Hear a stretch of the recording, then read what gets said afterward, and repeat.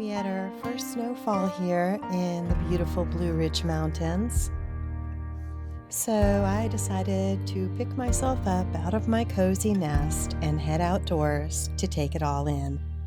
I am very in tune with the seasons, and winter, especially for me, is a time of introspection, and it also acts as inspiration for my art. And today, it's going to be a winter scene.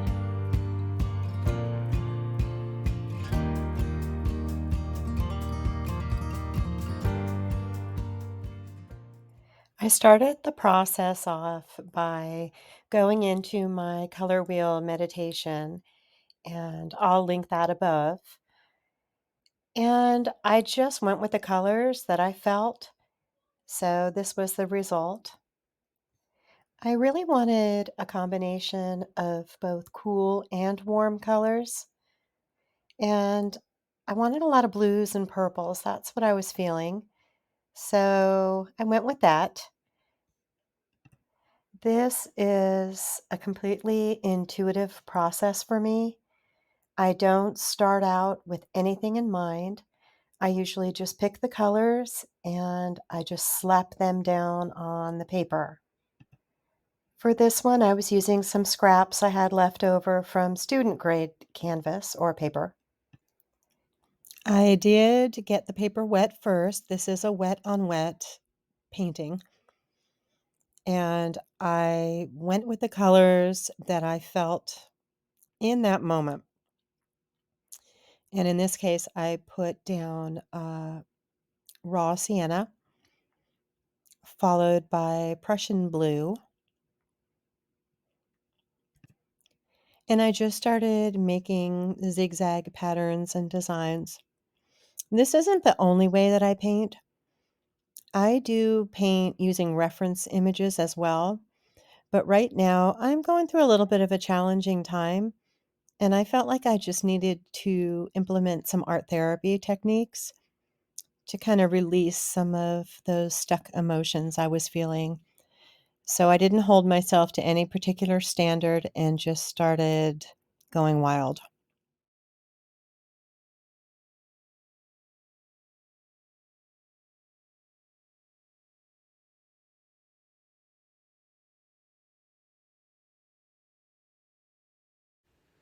So I know that a lot of watercolor artists like to avoid this effect, this bloom effect, but I have to tell you, I actually like it. I'm seeing it right here. I'm seeing it up here. Let me see if I can move this a little so you can see right here. And that is supposedly a big no-no when it comes to watercolor painting, but I actually like it. So I am not even going to try to fix that. I feel like it's very easy with watercolors to overwork, and I am trying to avoid that and take a lot of pauses. I think the biggest mistake and the biggest frustration when it comes to working with watercolors is this tendency to treat it as you would acrylic paints or oil paints and keep working it. And once that paint is down, it's really not so easy to correct it. You can't just go over it like you would with acrylics. So I'm seeing here these really hard edges, and I don't like that. So I'm going to try to just soften them a little bit. I should have done that earlier in the process, but my light died last night and I wasn't able to finish painting the light that I have right here in my painting space. So I'm just wetting it with some clean water, my brush, and then I'm going to take a paper towel and just try to soften those harsh lines. Now I'm painting this on a very small leftover scrap of watercolor paper, and it's student grade. I bought it to use with some kindergarten and first graders when I was an assistant teacher for various projects. So it is not the best paper, but I'm just kind of trying to experiment a little bit here so it works fine. But I'm really liking the way this painting is turning out. So I kind of, and that's always my biggest fear, that like I'm going to love how the painting turned out and it's not going to be sellable because of the quality of the paper, but we'll see what I can do. So you can clean things up a bit with water after the paint is dry, but you really want to work quickly when you are painting those initial layers so that you don't have to go over it again. Because if you overwork watercolor, there's a high probability that the piece is going to be ruined. So I'm just taking a wet or a moist, damp, sorry, I know a lot of people don't like the word moist, damp piece of toilet paper, and I'm just going to soften these edges a little bit because I don't like the harshness of the edges.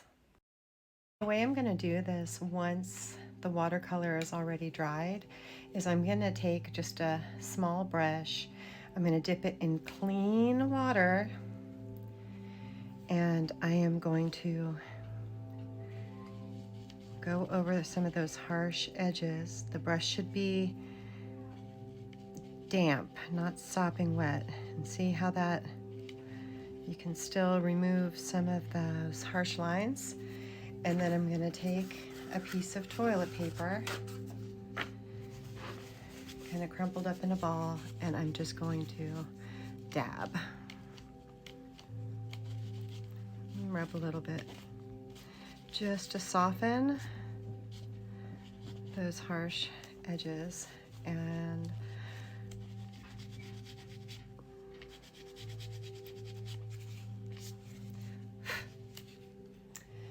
I see another one. I dip it again in clean water. You want to keep dipping in clean water so that you don't get any of the paint. It's this one right here. Let's see if I can zoom in. It's this one. I don't like the harshness there, especially because it is right over where I placed the yellow.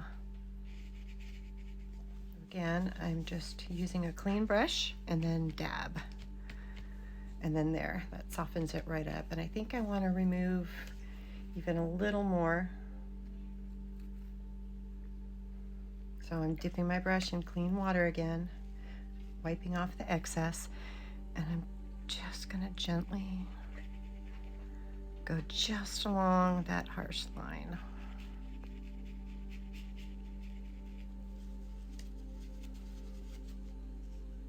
And then dab.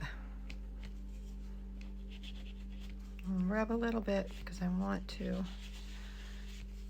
some of that yellow, that sun to come through. And that is much better. And lastly, I want to soften this up. May have had a little too much water in the brush. I'm going to dip it in clean water again.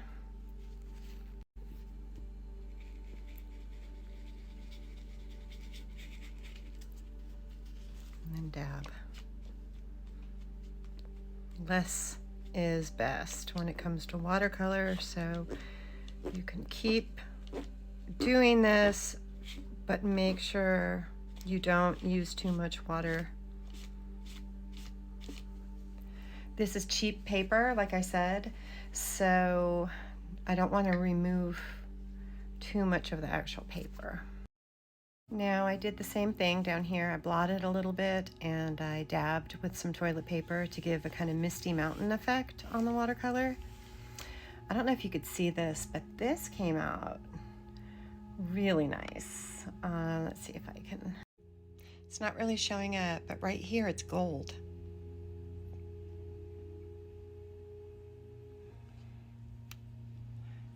And I like that, so I'll leave that. I think I'm actually going to add a little bit more gold, so I am using these metallic paints.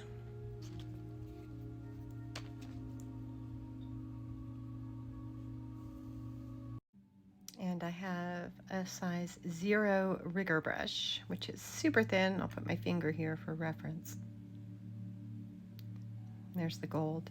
And I'm just going to highlight that gold that already naturally showed up.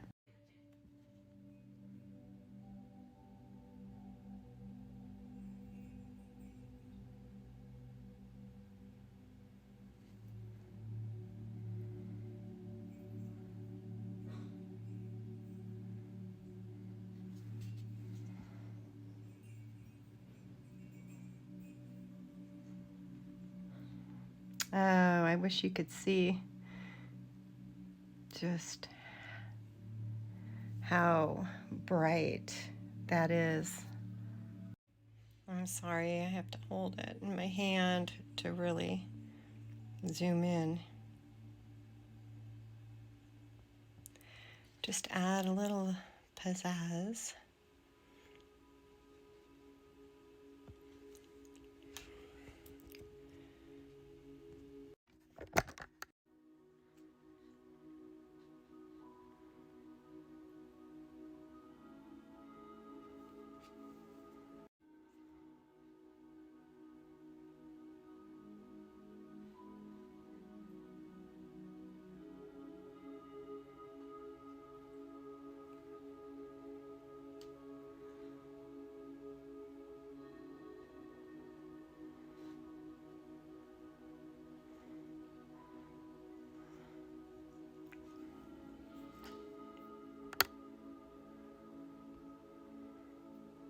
Now I need to kind of decide what I want to do down here. If I want to make some sort of water or more mountains. So that's my next step. Try to figure that one out.